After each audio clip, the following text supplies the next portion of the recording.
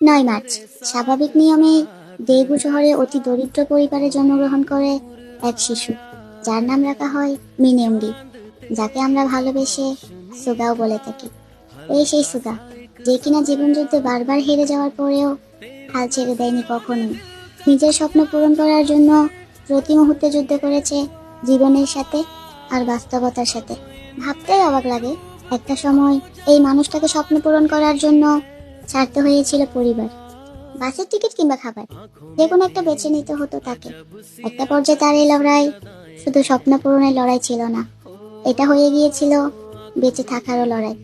তার এই কঠোর পরিশ্রমের কারণেই আজ অর্জন করেছেন সাফল্যের উচ্চ স্থান। আজ আমাদের সেই সুগার জন্মদিন। আল্লাহর কাছে দোয়া করি, আল্লাহ যেন আমার বিল্লুটাকে সারা জীবন ভালো রাখে। Happy birthday Sugaji. Wish you happy, happy birthday, happy birthday, happy, happy birthday.